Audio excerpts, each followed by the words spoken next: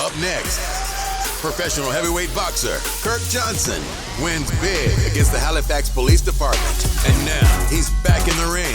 Uh-oh, mama, the Canadian sensation.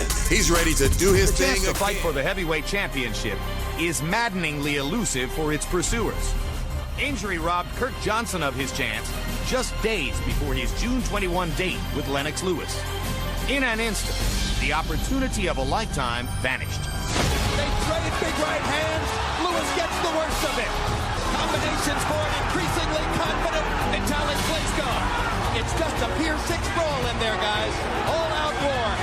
Vitaly's certainly ahead on points, but can he finish the fight? They're stopping the fight. They're stopping the fight because of the damage to Vitaly Klitschko. Well, with Jesse, there's the urgency. Wait. Okay. I did it again. I did it again. Mama, I did it again. I did it. Wait a minute, my friend. Wait a minute, where my friend?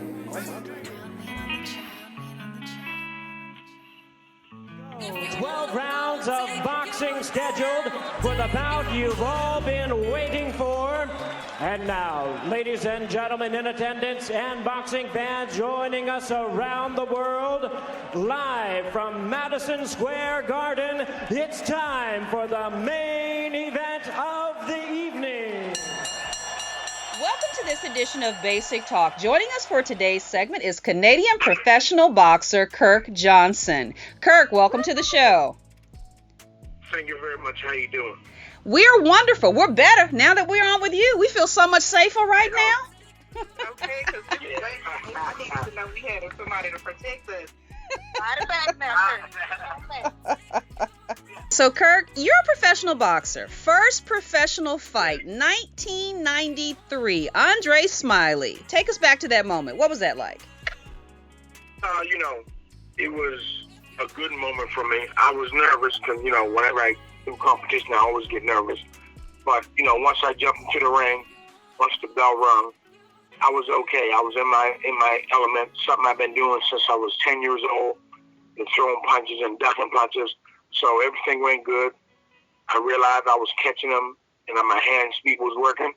And like I said, when the third round came, I was able to stop him, take him out, and win my first professional fight. And it was a good moment in my life because I said, you know what? I didn't win a gold medal in the Olympics like I wanted to. Many felt that I got robbed in the Olympics. But at the same time, I'm fighting here in Vegas with under the Donna Curry management at the time, and everything went well.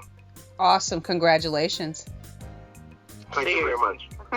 Your first title fight, 2002, WBA heavyweight title, John Ruiz.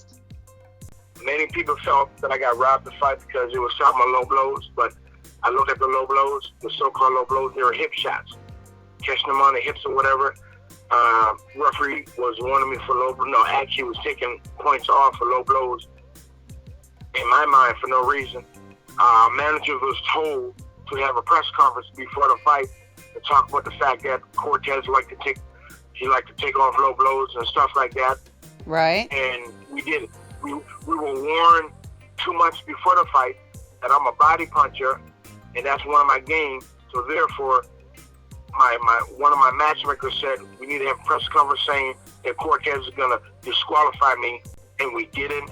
And sure enough, we go in the ring, and that's what happened. A disqualification in a fight that I was winning.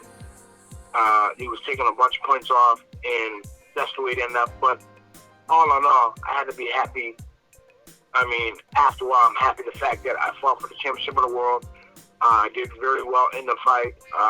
And, financially, I did pretty decent. Something back where I'm at, we don't really do, right? So right. Those are the positive things about the situation. Now, correct me if I'm wrong.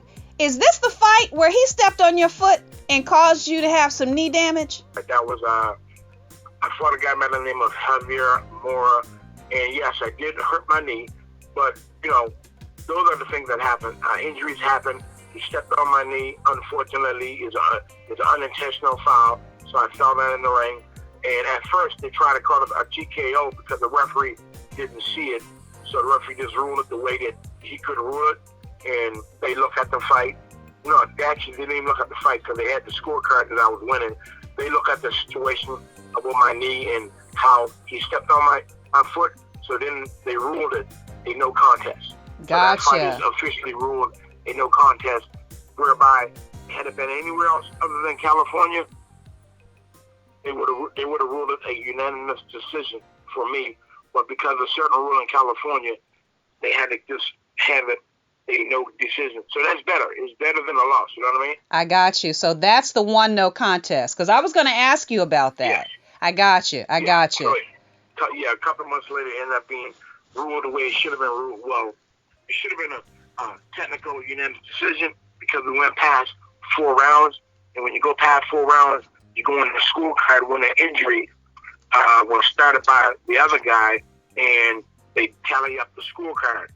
But because a certain rule in California, they had to just rule it a no contest. But anywhere else, it would have been a technical unanimous decision for me. But I'm good with the no contest. So 41 fights, 37 wins, 27 wins by knockout, 2 losses, 1 draw, and the 1 no contest. Yes. That's still a good. That's amazing. That is amazing. As a fighter, you want to always win all your fights. You want a situation where you can win all your fights, but at the same time, we got to understand the other guy is trying to win all his fights too. You know what I mean? Well, the 2003 fight that you fought Klitschko, 2003. We'll just, you know what? We'll just blame it on the extra weight. How about that? The reason why you can't now, that's what people do. People blame it on the extra weight. Is there some truth to that? Is there any truth to that? No. Okay. Not at all. Not at all. If I say the extra weight, that means anybody that I fought that had an extra couple of pounds. Right. I only beat them because they had an extra couple of pounds. So that means James Toney would have never won the heavyweight world title. Right. That means Andy Ruiz would have never won the world title. You know what I mean? Or that means Tyson Fury would have never won the world title. So it wasn't extra weight. It was just that night, Klitschko was the better man than I was that night. I had a terrible situation. I should never been in the ring at that time.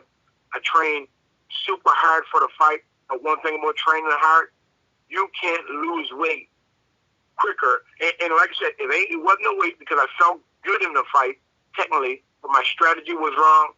In the way we fought was wrong, and I got hit. I got hit early, and the referee ended the fight. The referee felt it was time to end the fight, and that's what happened. And some people after the press conference, they said, "Well, don't you feel the fight was stopped kind of quick?" I said, "Me as a fighter, yes, it was stopped quick. But me as a person that understands the role of a referee doing his job, I'd rather be stopped quicker. I'd rather the referee call the fight over quicker than call the fight over too late." You know what I'm saying? I got you. And Kirk, can I ask you a question? I got a question for you. And I've always wanted to ask a boxer this because for normal people that don't fight, okay, I think there's a fear of being hit. There's a fear always when even when you're young, and you said you've been doing this since you were 10, even when you're young, you have this fear of, I don't ever want to get into a fight because I don't want to be hit. Nobody wants to get hit. And the name of the game is boxing. People forget, they think the name of the game is hit and be hit. No. Boxing means you hit him and don't let him hit you. And that's the reason why Mayweather is so great, and people like Errol Spence is so great because they hit the guys and don't let the guys hit them back. But whenever somebody loses a fight, there's always excuses or reasons why they won or why they lost. And I'm not just ready to say, I lost because of weight, because you know what? In training camp, I was looking really good, feeling very good. But truly, I didn't want to fight that fight at the time. We had pressures from the managers or what have you to get ready for the fight. I just came from a bad injury where I had to get out the Lennox Lewis fight, because we were supposed to fight before that, June 22nd that year. But I got out the fight because I was injured. I tore my pec muscle. The doctor said I won't be fighting for the next 6 months. And then the time in training camp. We needed way more time. And then the biggest thing is this. I mean, this is no excuse. This is just a reason. I should have been in the fight. My mind wasn't right. May 15th of 03, my baby girl passed, right? So I wasn't supposed to be in the fight at all. But, all in all, things happen. I went ahead with the fight, and, hey, I lost to a great champion. That's all I can say. Wow. Well, because you do have celebrity, because you do have fans, because you do have an image, the average person would be inclined to say, well, it was this or was that, or, they called it a certain way. You're an honest guy, and we really, really appreciate your candor. Thank you. Growing up, that's the way I've been. My father, he's a fighter. My mother, she's a fighter. But like my mother keeps on saying, I never fought a day in my life, but I'm a fighter. Like when it comes down to certain debates and stuff like that, my mother can handle stuff like that. And then my father, he was into the basic, civil rights situation where, it was racism going on, and he was always telling us and showing up. In '98, I went through some of that in my hometown. Now this is Halifax, right? Did you grow up in Halifax or Dartmouth? I grew up in Dartmouth, but Dartmouth, Halifax is like 15 minutes, not even 15 minutes apart. Okay, so 1998.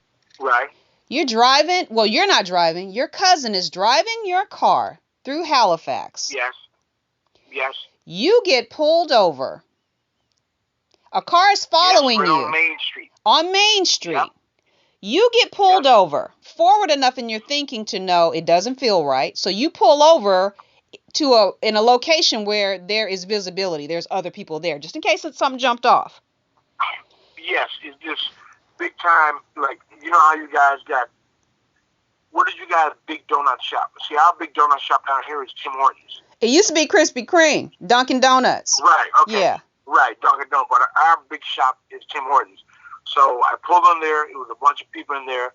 Because we were on the road, I wasn't pulling over not until I got somewhere where, well, my cousin, he was driving, but I was a passenger. But we already knew. We said, we're not pulling over not until we get around a bunch of people. So we pulled over, and a couple of minutes later, the police asked me for my registration and my license. So I give my registration, my license. Oh, he asked for the insurance. I give him the insurance also. He looked at me and said, I'm not accepting that. I said, well, I gave you what you asked me. He said he's not accepting that. And he was rude, turned his back on me. I look around, all you know is like 13 other police cars there in the driveway for me. And fortunately, all the police officers knew who I was, Kirk Johnson, the undefeated fighter. So everybody knew who I was. And the other police officers was talking to me saying, when are you fighting again? How you doing? When are you going to training? So everybody's talking small talk.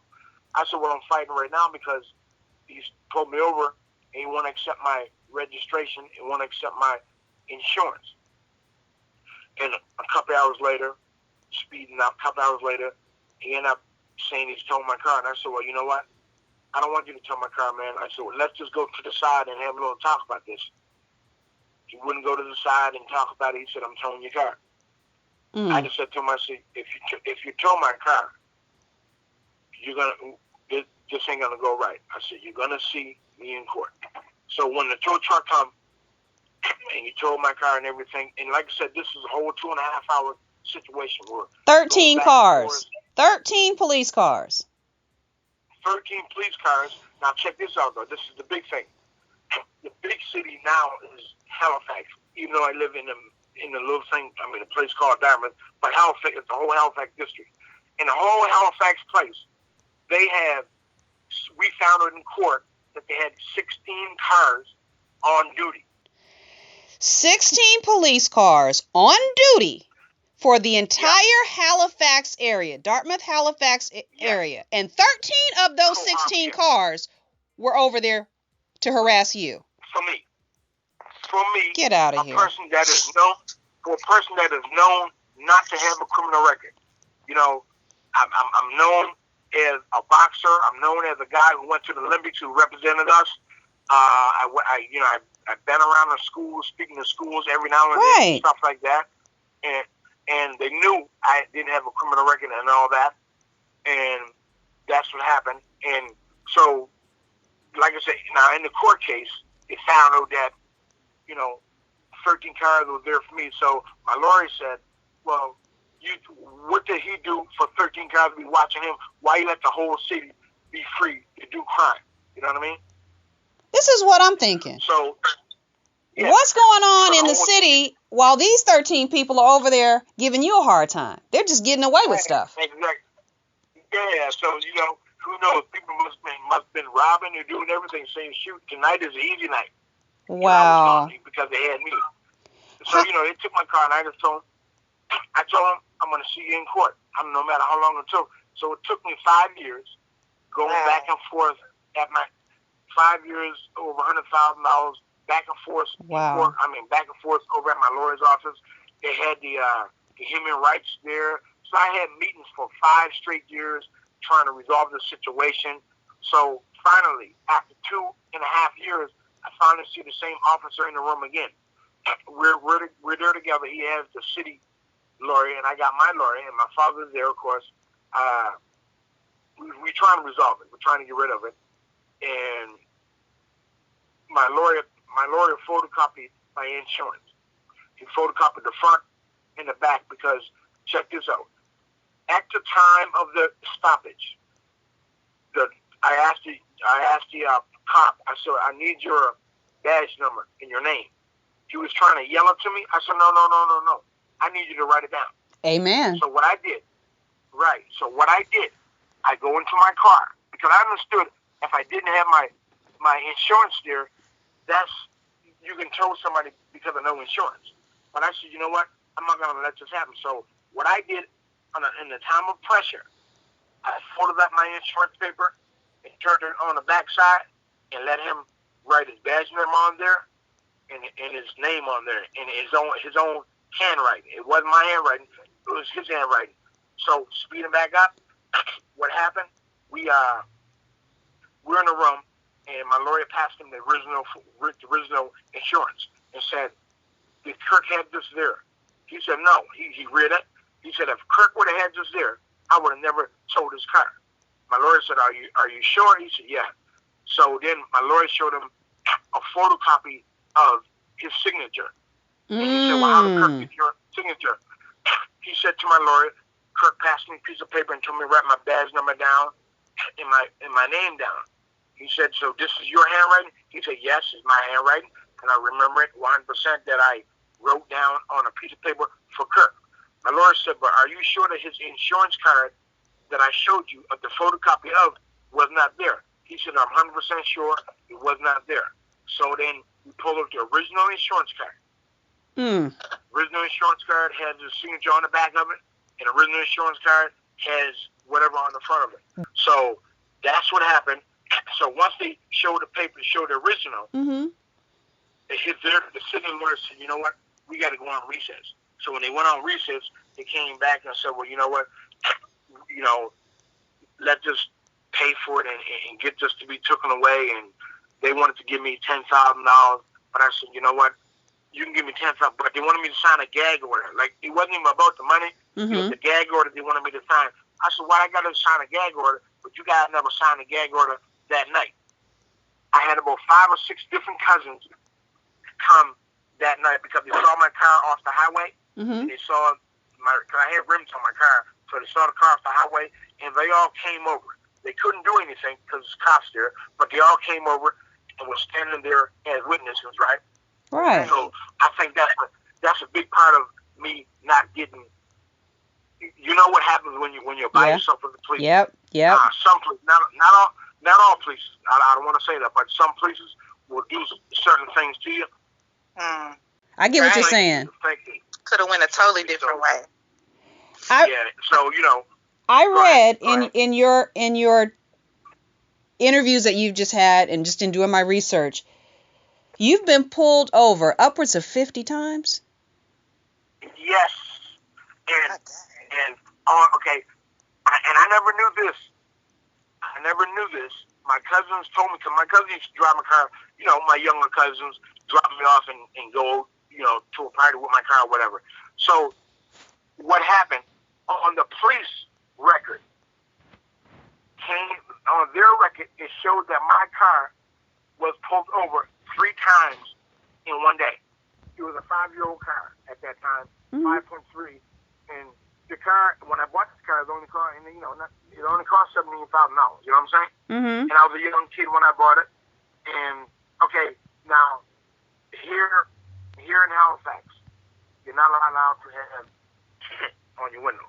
So because I'm coming from Texas, I brought the car from Texas. I had tint.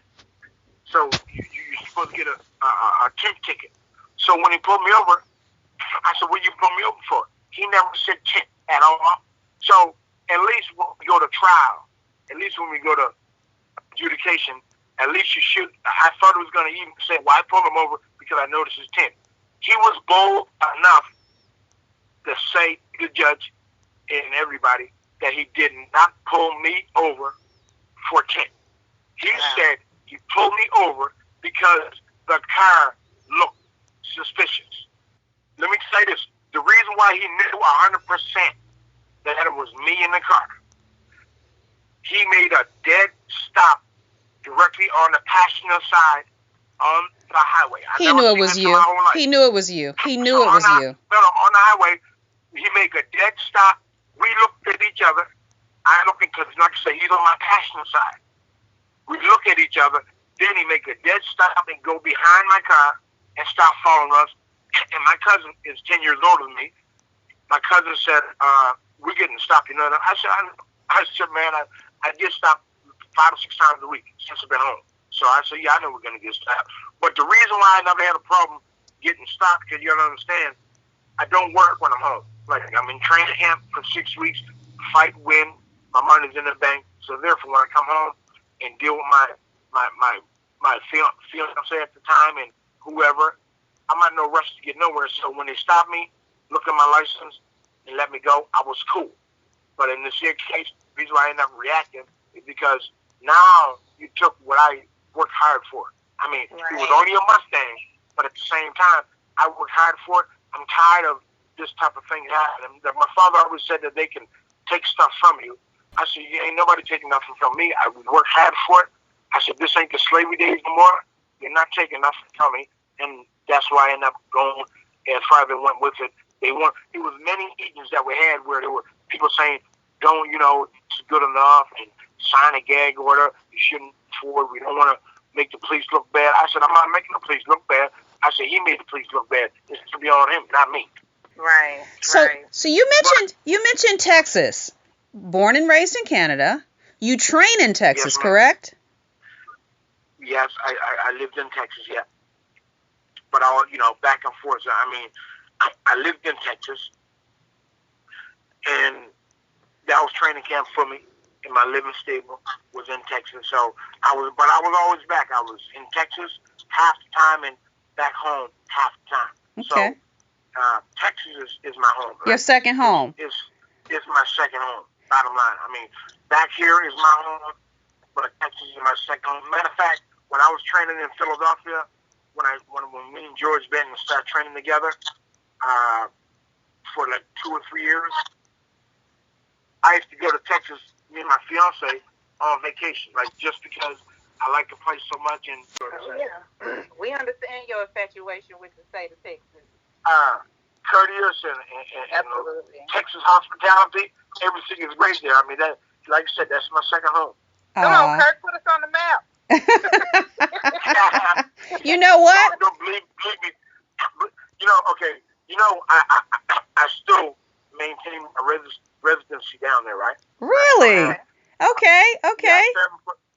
Yeah, I still have a place there, and I got my green card and all that. You know what I'm saying? So, right. Right now, like my car, I'm in Halifax. So my car is. If you see me drive, it's gonna say Texas on the plate. Okay. So do you need a house? Y'all taking on tennis? What are we doing here? Well, the place I have now is a house because I got it's an apartment now. You know what I'm saying? Right. Because, it's probably a very secluded community, very, very upscale community. gated, guards, you know, the whole nine. He is Kirk Johnson, so you know. I shook your tree a little bit, and a little bird told me, a big bird actually, told me that he is like a brother to you. His name is Roundman, Terrence, Terrence Brewster, Roundman. Shout out to Roundman if you're listening. Shout out to Roundman. Yeah, we go to Roundman, and we got cool because of his brother Tripp. His brother Tripp is named Brandon. Yep. Brandon Brewster. Yep. And so it's Brandon Brewster and Terrence Brewster. Yeah. So when I go home to my second home, I always visit their parents and visit them, and we go sometime. We go to a club sometime or what have you. You know, I go to clubs even though I ain't never ever drank a day in my life or ever smoked a day in my life. I still go to clubs and dance. Like, wait a minute. Kurt. You go to clubs, but I heard fancy footwork in the ring. I heard. Tell the truth. Tell the truth, Kurt. Tell the truth. Check this out. I'm gonna send Roundman a clip of me dancing. You backpedaling. You backpedaling a little bit, Kurt. Right back now, Kurt. Yeah, he got a clip of me dancing because that's what I do. I get on the dance floor and just start dancing. Even if I don't have a partner, sometimes my wife, she will dance with me, and if she don't feel like dancing, I'll get up and I'll go on the floor, dance all by myself. What's your dance, Kurt? What's your dance? What's your go-to move? You know what? We ain't gonna put you on the spot like that. All we know is champion. But Nikki, champions don't dance. They boogie. Remember the Cabbage Patch? Yeah. That's my go-to move right there. You know what? I still rock with the Tootsie Roll. It's cool. It's the Cabbage Patch. The Running Man. The Tootsie Roll. The Tootsie Roll. We can get a family reunion going in Dallas this summer. We can bring this all the way back to the bump. Come on now. Yeah. Don't. I put the bump in there every now and then. Oh. You know what I'm saying? When somebody like me get on the floor and put the old dancers there, everybody say, he really got it going on. The main thing is you got to make sure that you're in tune with the beat. You got to. Well, if we rally together, and we will be rallying together this summer, we got to get a good round of electric slide. That's my move right there. That's right. Come on. Yeah. Dip it down. You be dipping it. I do. So I might have to get myself ready to make sure that you guys understand that y'all can dance. I know that, but at the same time, I can keep a good rhythm going too. All right. We might have to put you on the dance floor, put you in the middle of the floor, and watch you work. I'm used to it. Getting that middle of that floor, I'll start the party off. When a certain song come on, I'm over there. Yeah, so I'll do that. we got a nice little family vibe going. If you are able to, just only if you are able to, are you able to share with our BaySickTalk audience a little bit about what the future holds for Kirk Johnson? Because if I'm not mistaken, you just had eye surgery? Yeah, the doctor released me today. I'm good. you're good, okay. And you're going to be fighting some more. Still got some more fights scheduled, right? Well, I like to close up the last year. It's about 4 or 5 fights. You know what I mean? And just to let my son know that he's not a good. He got his athleticism from me and my daughter. And so, Daddy, because my daughter, she dances, she plays really good basketball. Mm-hmm. My son, he's an A student, and he plays really good basketball. But he thinks that he can beat me playing ball now, and he probably can. But I'm a little too rough for him right now, so I just want to just show him that I can do what I can do. That's all. You still got it. Papa still got it. Oh yeah, Papa, he knows because he so far he never beat me playing basketball, and he said, "Well, Dad, I can't beat you because you're a little different than everybody else's dad." I said, "What's that?" "Well, you're kind of a little more like a Superman." I said, "Yeah, and you remember that's all." That's nice. When I'm back home, you know, my father runs the gym down here, and of course, because I'm his son, I always have to help out, and I can't go to the gym without. So now I go to the gym early by myself, and I have to come back later on to help some kids out. You know what I mean? Awesome. So I'm always helping kids out. But in the future, me and my father, in the future, I'm pretty sure, because we talked about it, and I talked about it to a couple people, you know, boxing is my thing. More than likely, I'm going to open up something for the kids or what have you, keep them out of trouble, mentor them, and if they want to box, we'll do that. But, you know, just something to keep the kids out of trouble or keep them busy and keep them in shape, or keep anybody, not even just kids, but anybody. We want to have stuff to, if women want to come in and get in shape and stuff like that. But that's the future, right? You know, right now, this year, I got something to do. You know, I want to get in that ring again, so I'll focus on that. But, you know, once I'm done, is always right now, every time I see somebody who has half the plan that I kind of want, I always talk to people about, you know, how they got the facility, how much you pay, or how much clientele you have, and stuff like that, because I'm just prepping myself for the future, for in the next year or so. In the next year or so, what I'm going to do otherwise, right? Well, we wish you much continued success in boxing, if that's what you choose to do. Your business ventures, which we know will do well. You're not just an athlete. You have an athletic mind. You have a sharp perspective in terms of what you know is the best thing for you. Your compass is headed you in the right direction, and I know that anything that you touch, you're going to be a success in it. I just feel that. Once you launch some of those businesses, and come back and talk to us about it so we can help promote some of that for you. Definitely. You know, once Roundman and my buddy Tripp and Roundman, they told me about this and what have you, I said, of course, you know, I have no problem doing it. I want to do it, and I'm in. You know what I'm saying? So.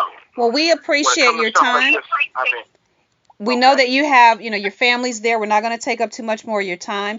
There you have it. The legacy of the Canadian sensation lives on. He's set to continue professional boxing. He's an advocate for justice. He's just an all-around great guy, businessman, entrepreneur. More to come from KIRK Johnson. Stay tuned. Roundman on the track. If you wanna go, take you there, take you